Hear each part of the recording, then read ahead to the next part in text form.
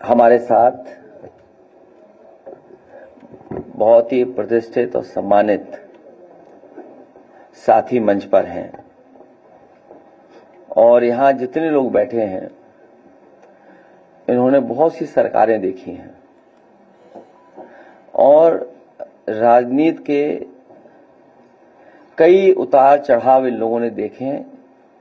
राजनीति और सरकार के इतिहास के बारे में यहाँ जितने लोग बैठे हैं सब जानते हैं। जिस समय ये प्रेस का बुलाना और आपसे मिलने का समय तय हुआ था, उस समय ये परिस्थितियां नहीं थी जो आज टीवी पर या रात में जो हुआ है।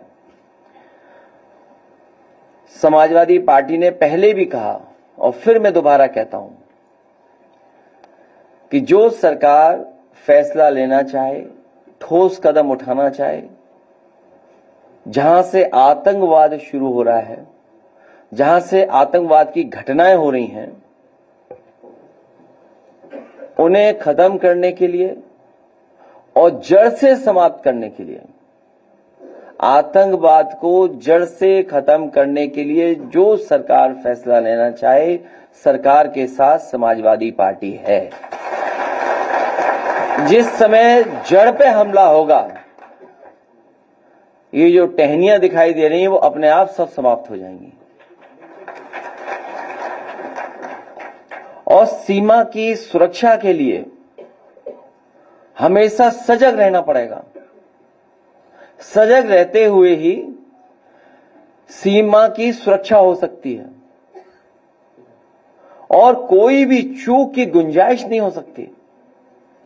हमारी सीमा की सुरक्षा को लेकर के, भारत की सुरक्षा को लेकर के कोई चूक कोई स्वीकार नहीं कर सकता है। हमें अपनी सेना पर, हमें अपनी आर्म फोर्सेस पर पूरा भरोसा है। यही फोर्स है जो सीमा पर हमारे देश की रक्षा कर रही है और उन्हीं की वजह से आज हम सुरक्षित हैं। आज हम इस हॉल में बैठ पा रहे हैं या हम सुरक्षित माहौल में रह पा रहे हैं। अभी ऑल पार्टी मीटिंग का होना फिर तय हुआ है। समाजवादी पार्टी के राष्ट्रीय प्रमुख महासचिव आदरणीय राम गोपाल यादव जी उस मीटिंग में रहेंगे। जो हमारी पार्टी से सुझाव होगा वो सुझाव जरूर हम लोग देंगे और सुझाव यहां तक देंगे क्योंकि कुछ लोग कहते थे कि अब नए तरह का युद्ध है, इसमें फौज की जरूरत नहीं पड़ेगी और उसका परिणाम यह हुआ था कि अग्निवीर जैसी व्यवस्था लागू हुई थी जो अस्थाई है, स्थायी नहीं है। जो अग्निवीर व्यवस्था है वो अस्थाई है और वही लोग अब परंपरागत तरीकों को क्यों अपना रहे हैं। इसलिए जो कुछ सुझाव होंगे हम लोग ऑल पार्टी मीटिंग में राष्ट्रीय प्रमुख महासचिव जी के माध्यम से भेज देंगे। लेकिन जहां हम लोग यहां बैठे हैं, हाथा नहीं भाता, इतने ही सब बातें आपको तक पहुंच गई हैं। पॉलिटिकल है वो फैसला, मोटिवेटेड है और क्योंकि आप विरोधी हैं, आपसे उन्हें पॉलिटिकल लगता है कि ये हमें पॉलिटिकली कमजोर कर सकते हैं, इसीलिए सब पॉलिटिकल कार्रवाई हो रही है। अगर निष्पक्ष कार्रवाई होती तो शायद हम यहां जितने लोग बैठे हैं प्रेस में नहीं बैठते, ना आपसे बातें कर रहे होते। उन्हें हाथा नहीं भाता, तिलक नहीं लुभाता।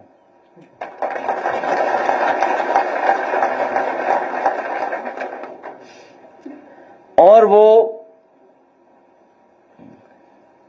ओसीएम है, आउटगोइंग सीएम। इसलिए अन्याय ज्यादा हो रहा है, इसलिए न्याय नहीं मिल रहा है। 2 डीसीएम भी हैं,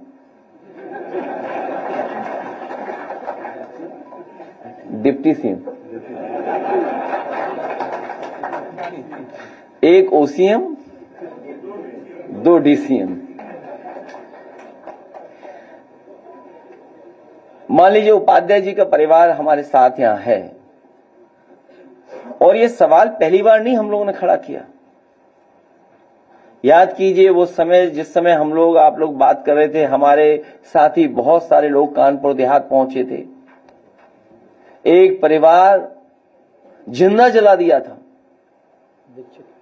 कहीं कोई सोच सकता है आज के समय पर कि ऐसी घटना हो जाए, बुलडोजर चले, झोपड़ी में आग लगे और जान चली जाए? जिंदा जला दिया। और जब उस परिवार का बेटा न्याय मांगने गया, उस सर्दी में कपड़े उतार करके उसको अपमानित किया, उसको पीटा गया, पुलिस के लोगों ने पीटा। ये जो हमारा परिवार बैठा है, हमारी पार्टी सबसे पहले पहुंची, और लोग भी पहुंचे, ऐसा नहीं है। हमारे लीडर ऑपोजिशन पहुंचे, कुछ तिवारी जी पहुंचे, और कोई परिवार ऐसा नहीं है जो समाजवादी था जो उनके घर परिवार नहीं पहुंचा। जो हम लोगों ने पढ़ा, जो जाना, वो यही था कि पुलिस पैसा मांग रही थी। ये पहली बार नहीं हो रहा, पुलिस पैसा मांग रही थी। मुझे याद है वो जौनपुर में उस समय टिकटॉक चलता था। एक बच्चे ने केवल टिकटॉक बनाया, पुलिस को नहीं पसंद आया, पुलिस ले गई। उसके पिताजी को बुलाया कि पैसे चाहिए, हमें इतने पैसे चाहिए, नहीं दोगे तो आपका बेटा नहीं छोड़ा जाएगा। इतना पीटा कि जान चली गई। ये कस्टोडियल डेथ सबसे ज्यादा हो रही है। यूपी नंबर 1 है कस्टोडियल डेथ में। ये कौन दे रहा है आजादी कस्टोडियल डेथ के लिए? किसके कारण ये हो रही कस्टोडियल डेथ? जब आप विधानसभा में बोल देंगे ठोक दो, और जब पुलिस से आप पॉलिटिकल काम लेंगे, आप अपने पॉलिटिकल राइवल्स को जेल भेजने के लिए काम लोगे। मान लीजिए अभी लीडर ऑपोजिशन ने कहा आदरणीय आजम खान साहब को जेल भेजा। हम बहुत सारे लोगों को जानते होंगे। हमारे दीक्षित जी बैठे हैं, जन्म की तारीख ठीक है, सर्टिफिकेट आपका नहीं ठीक है, ये सीतापुर के रहने वाले हैं। उस जमाने में कंप्यूटर नहीं था।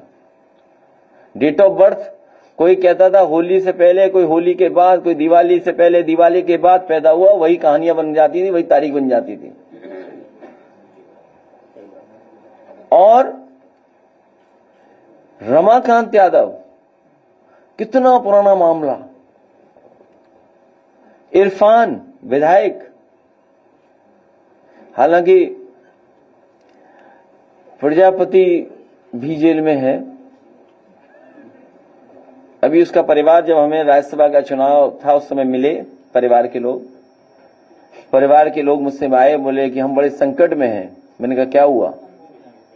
बोले मुख्यमंत्री जी ने हमें बुलाया और मुख्यमंत्री जी ने आश्वासन दिया है कि प्रजापति जी के सब मुकदमे वापस हो जाएंगे, केवल हमें वोट दे दो। सोचिए, प्रजापति जी परिवार ने वोट दे दिया वहां, क्या प्रजापति छूट गए? तो ये वोट के लिए कुछ भी कर सकते हैं, ये ऐसी ही सरकार है। इसलिए हम सब मिलकर के इस सरकार को हटाने का काम करेंगे, और हम अपने सभी लोगों को भरोसा दिलाते हैं, पीडीए में आप भी हैं। जब कभी भी आप अपना नाम शॉर्ट में लिखते होंगे तो पीडी लिख देते थे होंगे। कुछ लोग जानते होंगे, अगर लिखना है शॉर्ट में लिख दिया पीडी, तो आप तो पहले से ही इसमें पीडीए में। और हर पीड़ित के साथ हैं हम, हर दुखी के साथ हैं, हर व्यक्ति जो अपमानित हो रहा है उसके साथ हैं। और मैंने तो कई बार का ऑफर कहता हूं कि ईडी जैसा डिपार्टमेंट होना चाहिए। और अगर फाइनेंशियल चीजें देखी जाए तो बहुत से लोगों पे उंगली उठ रही है, बहुत से लोगों में। कई ऐसे लोग हैं जिन्होंने बैंकों का कई हजार करोड़ रुपया, अखबार वाले भी पे दबाव है कि न छापो अखबार में। केवल एक दिन खबर आई, एक बैंक से कोई बहुत सारा पैसा लग गया, कोर्ट में केस चल रहा है, हाई कोर्ट लखनऊ में केस चल रहा है। कोई कंपनी है, उसका मामला है और बड़ा, हाँ ठीक बात है, मतलब देखिए ना कैसे फ्रॉडगिरी हो रही है। 12,000 करोड़ का मामला है, शायद 12,000 करोड़ का मामला है। बैंक है, बैंक का भी नाम बदल गया अब तो। खैर, अभी सुप्रीम कोर्ट का मैं पढ़ रहा था कि कोई भूषण स्टील है, उसका मामला कुछ हुआ है, कोई नया मॉडल निकाला था और कोई बहुत बड़े उद्योगपति उन्हें दे दिया। वो अखबारों में छप रहा है। हाँ, वो एक फार्मूला है, एनसीएलटी का तो है, लेकिन एक वो स्कीम बनाई है उन्होंने। मैंने पहले भी कहा, फिर कहता हूं, हम लोगों पे तो आरोप लगाती है भारतीय जनता पार्टी, न जाने कैसे कैसे आरोप लगाती है, लेकिन भारतीय जनता पार्टी हर स्कीम पैसा कमाने के लिए बनाती है। वही हुआ जो हुआ है वहां पे। भूषण स्टील और एक बड़े उद्योगपति उन्होंने ले लिया बड़ा कारोबार।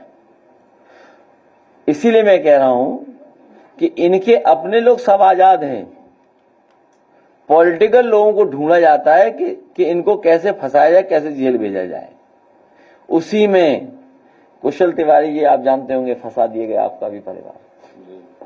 वो आपको इसलिए फंसाया गया, हाथा दूर नहीं है आपके यहां से, बगल में ही है मामला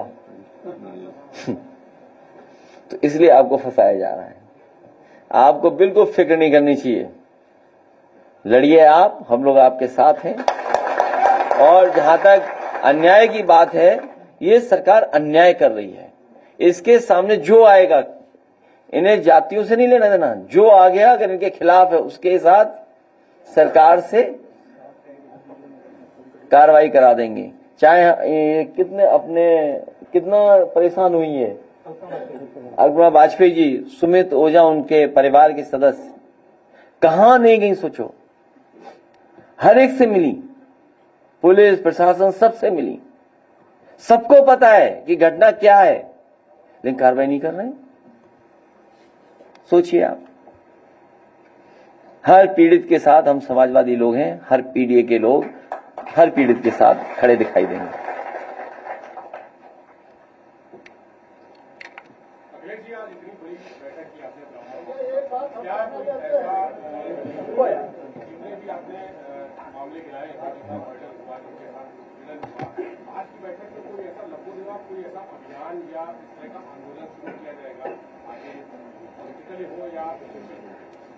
ये सब लोग मिलकर के ओसीएम को जल्दी हटा देंगे।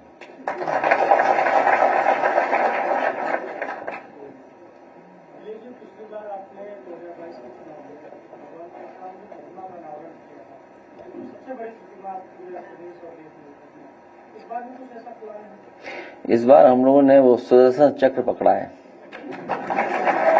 आप लोग भी चैनल बदल लेते हो, कई लोग उस चैनल में थे, फिर उस चैनल में थे, फिर उस चैनल में थे। आप भी तो चैनल बदल लेते हो अपने, पूछना क्या चाहते हो हम पे बस सब भगवान हमारे हैं।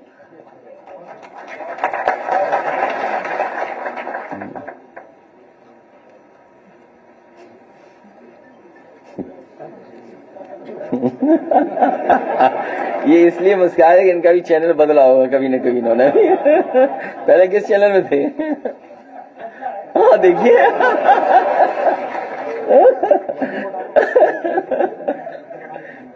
तो अभी तो क्योंकि दूसरी परिस्थितियां हुई, हालांकि हम लोग प्रेस में और बातें न करें तो ठीक ही रहेगा, क्योंकि जिस तरह का माहौल है और सीमा पर जो हो रहा है, हमारी फौज लड़ रही है, इसलिए क्योंकि इस बात को हम यहीं समाप्त करेंगे तो अच्छा रहेगा।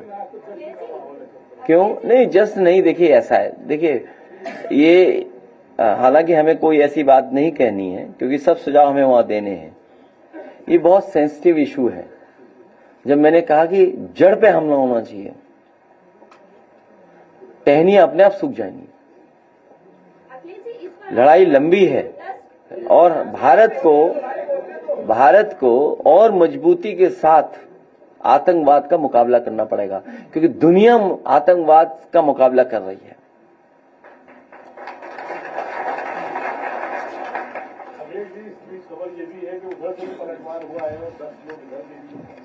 वो मुझे जानकारी नहीं है, लेकिन हमारी बहादुर फौज सबका मुकाबला कर लेगी।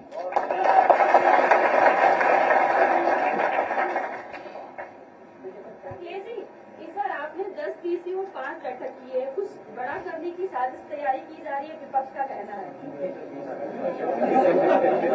अपना चैनल तो बता दो, कौन सा चैनल है? महुआ चैनल है। महुआ पे तो अभी पत्तियां आ रही हैं, महुआ भी नहीं आ रहा है, गिर रहा है, पत्तियां आ रही हैं अभी, नई सीजन की पत्तियां आ रही हैं, नई सीजन की पत्तियां आ रही हैं, इतना तो हम भी जानते हैं। क्यों नहीं मालूम? गूगल चेक कर लो।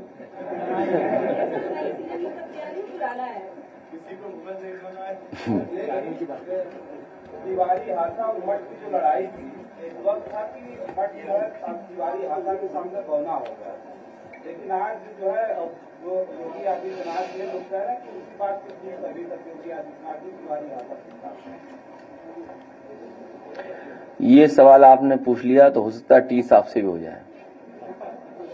आपने सच्चाई बोल दी, हम आपका धन्यवाद देते हैं।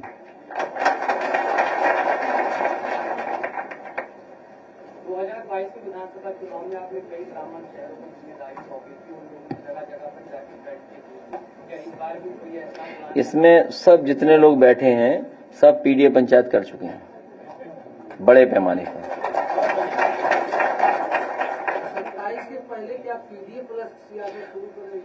पहले तो ये तुम्हें इस पे पूछो, कुछ जो चल रहा है उससे बचिए, पहले सावधान रहिए। आज मौका नहीं है आपके जवाबों, ले 1 महीने बाद आपसे लंबी गप लगाएंगे, 1-2 महीने बाद इन्हें भी सीखने को मिलेगा जो नए पत्रकार हैं।